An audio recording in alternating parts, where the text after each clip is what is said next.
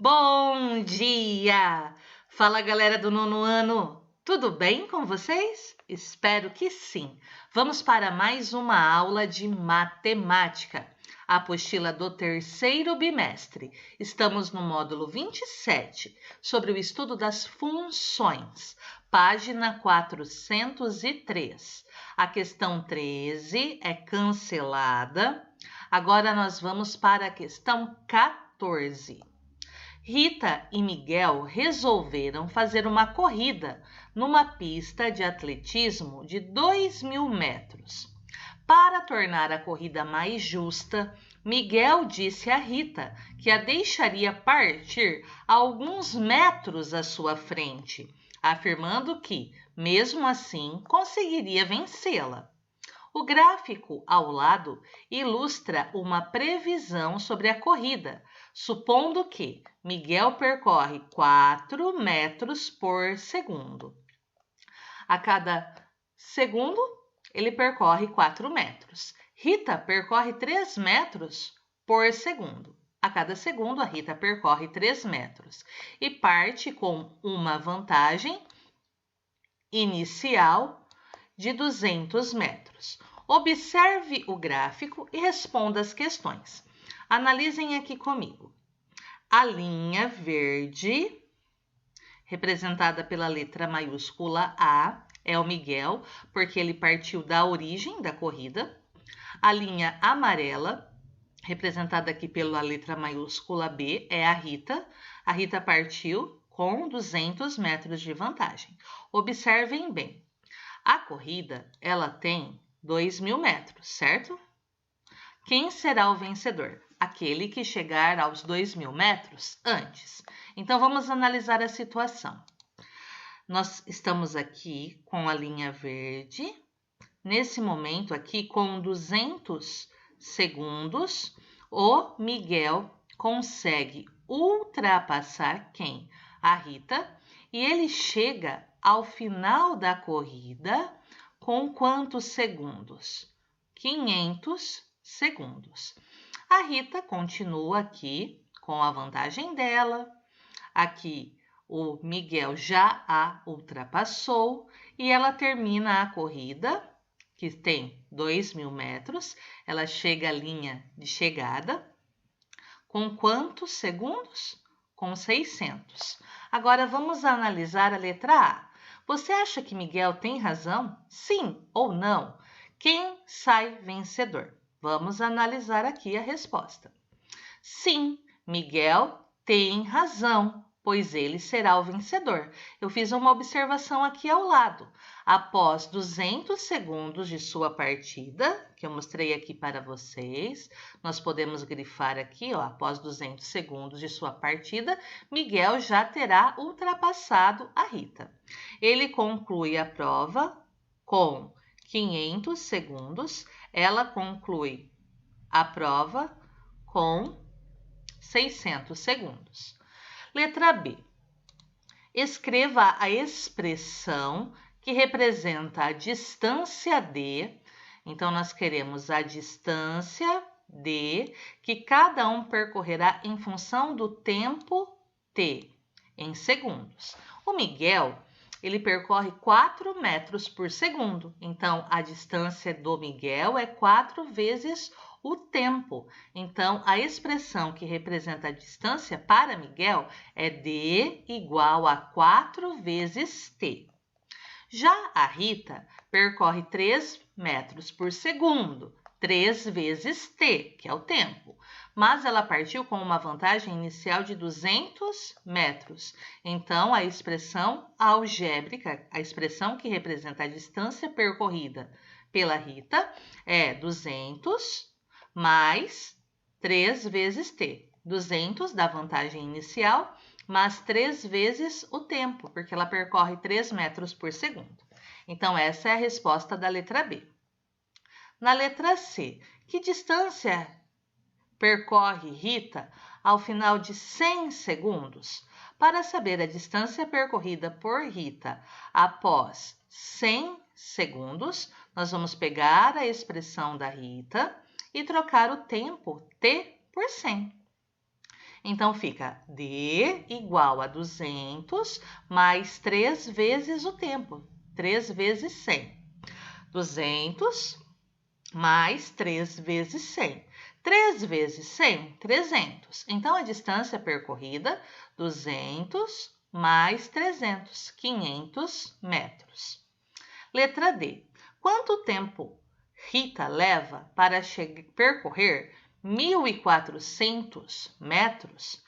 Então, aqui nós temos que pensar na operação inversa. Então, 200 mais 3t igual a qual distância percorrida? 1.400 metros. Vamos resolver uma equação do primeiro grau e lembrando sempre das operações inversas. O 200 que é mais vai para o segundo membro, fica menos. 3t é igual a 1.400 menos 200. 1.400 menos 200 fica 1.200. 3t é igual a 1.200. Operação inversa da multiplicação por 3. Divisão por 3. 1.200 dividido por 3, o tempo é igual a 400 segundos. Em 400 segundos, Rita percorre 1.400 metros.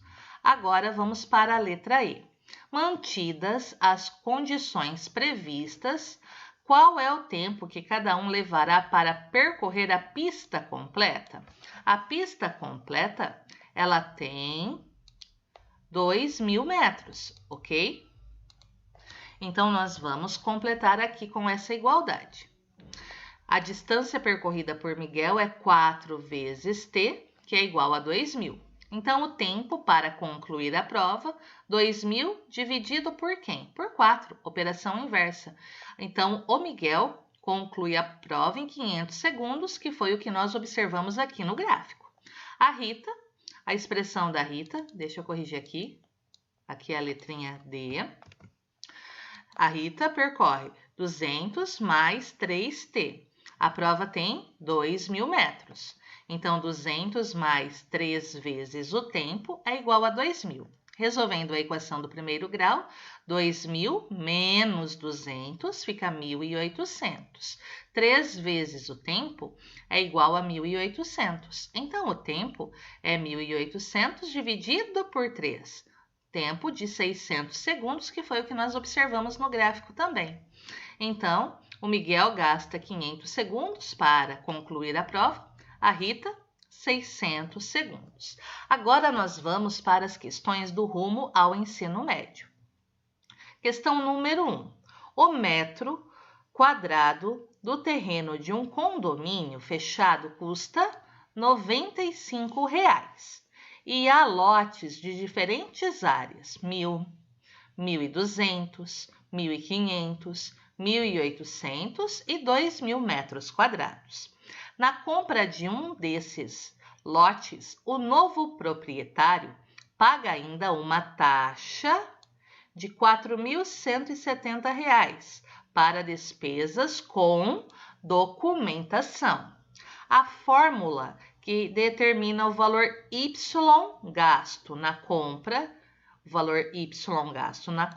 de um lote de X metros quadrados de área nesse condomínio com as nossas informações, com os dados do enunciado, nós temos que montar a fórmula, a lei de formação, ok? Então, nós temos aqui o valor do metro quadrado, que são R$ 95. Vamos atribuir X ao tamanho do terreno, então os metros quadrados, X.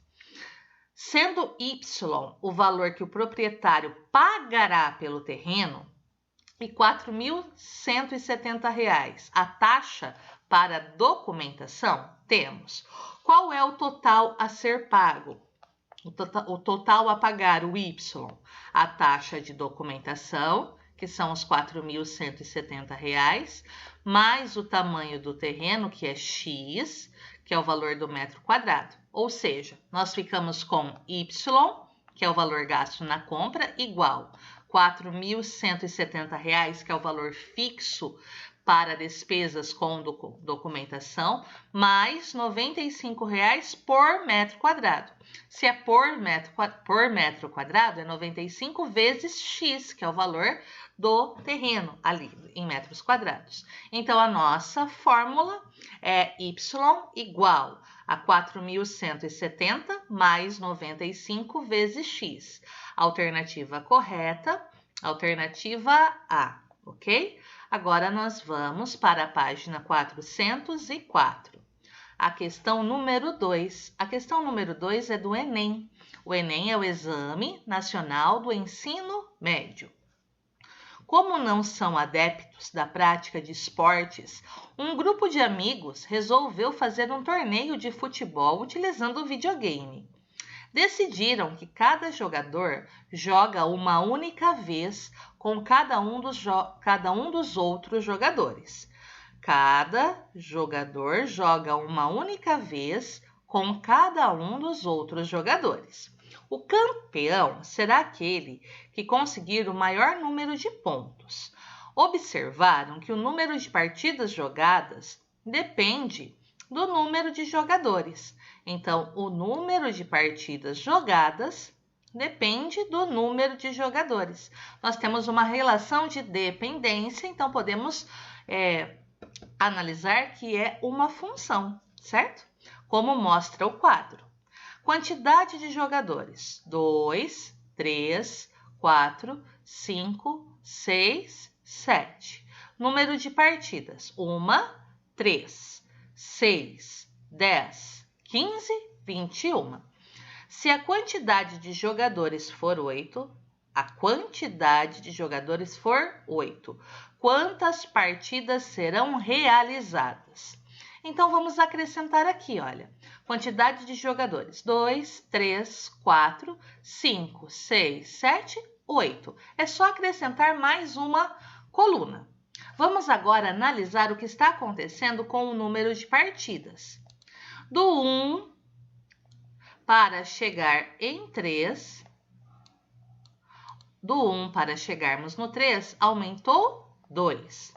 Do 3 para chegar em 6, aumentou 3. Do 6 para chegar em 10, houve um aumento de 4. Do 10 para chegarmos no 15, foram acrescentadas 5, mais 5. Do 15 para chegar em 21, aumentou 6. Temos um padrão aqui. Aumentou 2, depois aumentou 3, aumentou 4, aumentou 5, aumentou 6. Para nós descobrirmos a quantidade, o número de partidas com 8 jogadores, é só fazer 21 e vai acrescentar quanto? 7. 21 mais 7, 28. Então, nós descobrimos um padrão. Do 1 para chegarmos no 3, aumentou 2. Depois aumentou 3, aumentou 4, aumentou 5, aumentou 6. Para descobrirmos o valor que está faltando, que são o número de partidas com 8 jogadores, 21 mais 7, que dá um total de 28. Então, se a quantidade de jogadores for 8, as partidas realizadas serão 28, alternativa E. Agora, a questão número 3. Em relação ao item anterior, analise as seguintes afirmações, considerando J, o número de jogadores. Então, J é o número de jogadores e P, o número de partidas. A primeira, existe uma relação de dependência entre o número de partidas e o número de jogadores. É verdadeira. Essa frase aqui mostra que a número 1 é verdadeira. O número de partidas jogadas depende do número de jogadores. Então, a primeira afirmação é verdadeira. A segunda, as duas grandezas, partidas e jogadores, são diretamente proporcionais. É falsa. Analisem comigo aqui. Do 2 para chegarmos no 4. Do 2 para chegarmos no 4 é uma multiplicação por 2. Aqui, o número de partidas também teria que ser multiplicado por 2 para serem diretamente proporcionais. Então, 2 vezes 2, 4. Então, aqui nós teríamos 1 vezes 2, aqui teriam que ser 2 para serem diretamente proporcionais.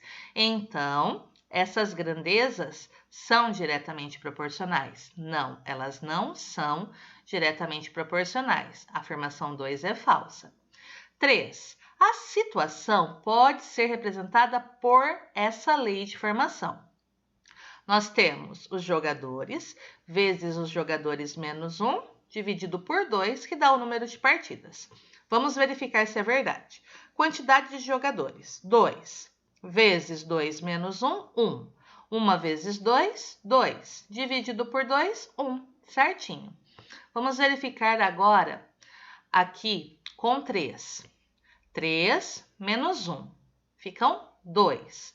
Vezes 3, 6. Dividido por 2, 3. Certo também. Com 4. 4 menos 1, 3. 3 vezes 4, 12. Dividido por 2, 6. Então, a situação pode ser descrita por essa lei de formação? Sim, essa afirmação é verdadeira. A afirmação 1 é verdadeira, a 2 é falsa, a 3 é verdadeira. Então, apenas a afirmação 2 é falsa. Alternativa correta, alternativa C. Agora a questão número 4, que também é do Enem. O número de indivíduos de certa população é representada pelo gráfico abaixo. Em 1975, a população tinha um tamanho aproximadamente igual ao de. Analisem comigo. Nós queremos saber em 1975, certo? Então, nós temos aqui número de indivíduos vezes 1000. 1, 2, 3, 4, 5, 6, 7, 8, 9, 10. Aqui nós temos o tempo em anos, certo? Nós temos esse ponto, que são 9.000 indivíduos. Descendo aqui, nós percebemos que é um valor um pouquinho à frente de 1960. Continuando aqui, o 9 também está relacionado a outro ponto aqui no gráfico.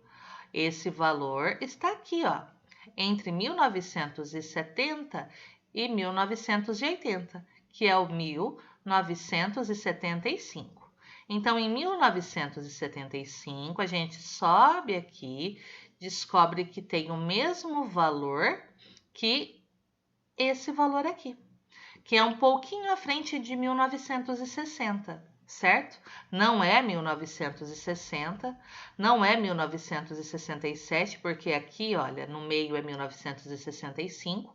Esse valor está antes de 1965 e depois de 1960.